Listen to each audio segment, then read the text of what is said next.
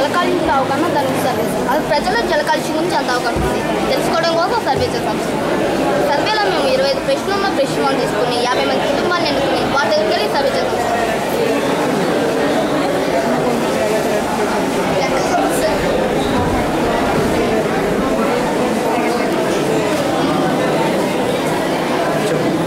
చెప్పండి సార్. మేము ఒక క్వశ్చన్ పేపర్ తీసుకున్నాం సార్. క్వశ్చన్ పేపర్లో మేము ఎన్నుకున్న వాళ్ళందరూ వేరు విద్యార్హతలు వేరు ఆర్థిక స్తోమతలతో కూడిన వేరు ఆవాస ప్రాంతాల్లో నివసించి వేరు నీటి వనరులు ఉపయోగించుకునే వాళ్ళు సార్ వాళ్ళందరూ. మేము ఈ సర్వే ఎందుకు చేసామంటే అసలు జల కాలుష్యం గురించి ఎంత అవగాహన ఉంది వాటిని గురించి తెలుసుకుని వాటిని పెంచడానికి కోసం మేము ఈ సర్వే చేసాం సార్. మేము ఈ సర్వే చేస్తున్న సమయంలోనే మేము కొన్నిటి గురించి వివరించి ప్రజలకు కొన్నిటి గురించి వివరించి కొన్ని సూచనలు ఇచ్చాం సార్. అవి ఏంటంటే జల కాలుష్యం అసలు ఎలా ఏర్పడుతుంది, జల కాలుష్యం ఎలా ఏర్పడుతుంది, నీటి యొక్క ప్రాముఖ్యత, పారిశుద్ధ్యం ఆవశ్యకత వాటి గురించి కొన్నిటి గురించి మేము చెప్పాం సార్ ప్రజలకి. నీటి యొక్క ప్రాముఖ్యత సార్. అసలు నీరు మనకి ప్రాణాధారం సార్, నీరు మనకి జీవనాధారం సార్. ప్రశస్తమైన వనరు నీరు సార్. నీరు లేక మనం ఏం పని చేయాలి సార్. చెట్లు పెరగాలన్నా మనిషి పెరగాలన్నా మనకు కావాల్సిన నీరు సార్. అది ఎందుకు సార్ మన ఒంట్లోనే 80% నీరు సార్. జల కాలుష్యం ఎలా ఏర్పడుతుంది జల కాలుష్యం ఎలా ఏర్పడుతుంది అన్న విషయానికి వస్తారు సార్. మన దేశంలో జల కాలుష్యం ఎక్కువగా ఉంది సార్. ముఖ్యంగా చూసుకుంటే పరిశ్రమలు సార్. పరిశ్రమలో నీటిని ఎక్కువగా వాడతారు సార్. పరిశ్రమలో నీటిని ద్రావణిగాను వేడవలసిన శుభ్రపరచడానికి చల్లపరచడానికి వాడతారు సార్. పరిశ్రమలో వాడిన ఆ నీటిని పారిశ్రామిక వ్యర్థజాలం అంటారు సార్. ఆ వ్యర్థజాలంలో అనేక రకాల కార్బనిక్ పదార్థాలతో కూడిన విష పదార్థాలు ఉండడం వల్ల అది చాలా హానికరమైనది. ఆ వ్యర్థజాలాన్ని ఆ పరిశ్రమ వాళ్ళు ఏం చేస్తారంటే దగ్గరలో ఉండే జలాశయాల్లో విడుదల చేస్తారు సార్. అలా విడుదల చేయడం వల్ల దాంట్లో ఆ నీరు కలుషితం ఉండమే కాకుండా దాంట్లో ఉండే జీవులు కూడా చనిపోతాయి సార్. కొన్ని పరిశ్రమలు జలాశయాలు దూరంగా ఉంటాయి సార్. అలాంటివి ఏం చేస్తాయంటే నేలపైన డైరెక్ట్గా వదిలేస్తారు సార్. అలా విడుదల చేయడం వల్ల ఆ నీరు మొత్తం భూమిలోకి ఇంకిపోయి భూగర్భ జలాశయంలో ఉన్న వాటర్ని మొత్తం పొల్యూట్ చేస్తారు సార్. ఒకవేళ మనం అక్కడ ఆ ప్రదేశంలో ఎక్కడైనా మనం బావిలు తవ్వినా దాంట్లో పడే నీరు మనకి పొల్యూట్ అయిన వాటర్ మాత్రం పడుతుంది సార్. ఆ నీరు మనకి ఎందుకు ఉపయోగపడుతుంది సార్. మానవ అవసరాలకు కానీ పంటలు పండించడానికి కానీ ఎందుకు పట్టుకెళ్తుంది సార్. పరిశ్రమకు కలిగించే మరో విధమైన కాలుష్యం ఏంటంటే సార్ జలాల్లో వచ్చిన కాలుష్యం సార్. పరిశ్రమలో వాడినప్పుడు ఆ నీరు కూడా బాగా వేడెక్కుతుంది సార్. ఆ వేడికి నీటిని జలాశయంలో విడుదల చేసినప్పుడు ఆ నీటిలో ఉండే ఉష్ణ పరిమాణం కూడా బాగా పెరుగుతుంది సార్. అలా పెరగడం వల్ల ఆ జీవులకి దాంట్లో ఉండే జీవులకి ఆక్సిజన్ అందక చనిపోతాయి సార్. అప్పుడు చనిపోయినప్పుడు ఆ నీరంతా రంగు మారిపోయి మొత్తం దగ్గర ప్రాంతాలకు దుర్వాసన వెదజల్లుతాయి సార్. అలా వెదజల్లడం వల్ల చాలామంది అనారోగ్యాలకు గురవుతారు సార్. మేము ఈ పరిష్కార మార్గాలు ఏం చెప్తామంటే సార్ ఓపెన్ డెఫికేషన్ సార్. ఏంటంటే ఇప్పుడు ప్రభుత్వం చాలామందికి తగు ఆర్థిక సహాయం చేస్తుంది. ఎందుకంటే బాత్రూమ్ లెట్రిన్ కట్టించుకోవడం సార్. కానీ చాలా వరకు సద్వినియోగం చేసుకోలేకపోతున్నాం సార్.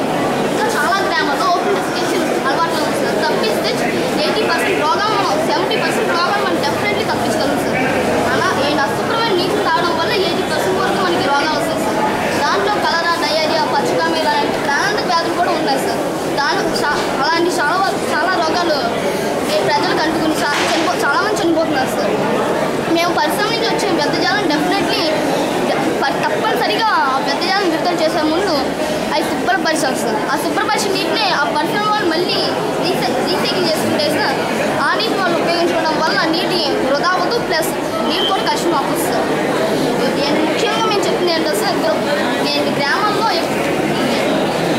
గ్రామాల్లో ఓపెన్ డెఫికేషన్ సార్. అది మాత్రం డెఫినెట్లీ అరికట్టాలి సార్. మనం మూమెంట్స్ ఆఫ్ పొల్యూటెంట్స్ ఏంటి వాటర్ వేపర్గా అయ్యి క్లౌడ్స్గా మారి రైన్ పడేటప్పుడు గాల్లో ఉండే పెస్టిసైడ్స్, ఫెర్టిలైజర్స్, ఆర్గానిక్ మాన్యూర్స్ ఇవన్నీ గాల్లో కరిగిపోయి వర్షం పడినప్పుడు మొత్తం ఇవన్నీ సాయిల్ మీద పడిపోతాయి సార్.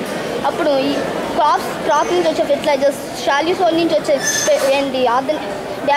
పొల్యూటెంట్ వాటర్ అవన్నీ కలిపి ఇలా వస్తే సీలోకి రివర్స్లోకి జలాశయంలో కలిసినప్పుడు కొంచెం భాగం మాత్రం ఇసుకలో ఉండే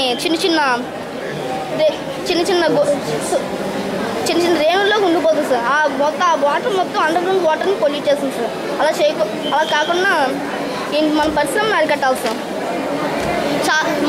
మన రాష్ట్రంలో 3820 టీఎంసీ నీళ్ళు ఉండగా దాంట్లో మనం 2200 టీఎంసీ నీళ్ళు మాత్రం మనం ఉపయోగించుకున్నాం సార్. మిగతాదంతా వేస్టేజ్ ఆఫ్ వాటర్ కింద వెళ్ళిపోతుంది sir. Wastage of water sir. జలకాలుష్యం సార్. మేము ఇదిగోండి సార్, ఇక్కడ సిటీ నుంచి వచ్చిన ఆకులు వేస్టేజ్ మొత్తం దగ్గర ఊరి చివరి నుండి సిటీ జలాశయాల్లోకి విడుదల చేస్తారు. చాలా విడుదల చేసినప్పుడు మొత్తం పొల్యూట్ అయిపోతుంది సార్. ఇక్కడ ఒక ట్యాప్ ఉంది సార్, ట్యాప్లో వాటర్ పడుతుంది సార్. ఇక్కడ నుంచి ఈ వాటర్ని మళ్ళీ ఇక్కడ డ్రైనేజ్ ఉంది కదా సార్, ఈ వాటర్ని మళ్ళీ తాగుతుంటే మేము మా వాళ్ళు మొత్తం ర్యాలీ చేస్తాం సార్. అప్పుడు తీసిన ఫోటోస్ సార్. ఇక్కడ ఒక అండర్ గ్రౌండ్ వాటర్ పొల్యూట్ అయిపోయి ఉంది సార్. ఆ అండర్ గ్రౌండ్ వాటర్ పొల్యూట్ అయిన వాటర్ని మళ్ళీ ఇక్కడ వాటర్ వెల్ ఉంది సార్. ఆ వాటర్ వెల్తో మళ్ళీ అపార్ట్మెంట్స్ వాళ్ళు తాగుతున్నారు సార్. ఇలా చాలా చోట్ల ఇలాగే జరుగుతుంది సార్. చమురు స్లిక్స్ సార్, పెద్ద పెద్ద సముద్రాల్లో ఆయిల్ ట్యాంకర్స్ వెళ్తూ ఉంటాయి కదా సార్. అలాంటి టైంలో అవి ఒకవేళ యాక్సిడెంట్ గురైతే కనుక అవి దాంట్లో ఉన్న ఆయిల్ మొత్తం సముద్రంలో ఒలిగిపోయి మొత్తం తెట్టి కింద కట్టేస్తుంది సార్. తెట్టి కింద కట్టినప్పుడు దాంట్లో సముద్ర జలంలోకి సన్లైట్ కానీ ఆక్సిజన్ కానీ వెళ్ళలేక సముద్రంలో సన్లైట్ కానీ ఆక్సిజన్ కానీ వెళ్ళలేక దాంట్లో ఉండి జీవులు చనిపోతాయి సార్. అలా చనిపోవడం చాలా వరకు నష్టం జరుగుతుంది సార్. ఇంకా అప్పడైతే రాజీవ్ త్రివేది సార్. ఈయన Andhra Pradesh police academy director sir. ఈయన జలకాలుష్యం బాగా పెరిగిపోతుంది అన్న విషయం మీద ఈయన ఈత కొట్టారు సార్. ఈయన ఎవరైనా వచ్చి ఈయన ఈత ఎందుకు కొడుతున్నారంటే జలకాలుష్యం బాగా పెరిగిపోతుంది అన్న అంశం మీద ఈయన ఈత కొట్టారు సార్ అని చెప్తున్నారు. సింధు మహాసముద్రంలో 30 కిలోమీటర్లు, అరిహలార్బోత్ గంగా నదిలో, బెంగాల్లో హుగ్లీ నదిలో చాలా చోట్ల ఈయన ఈత కొట్టారు సార్. కావాలి సార్.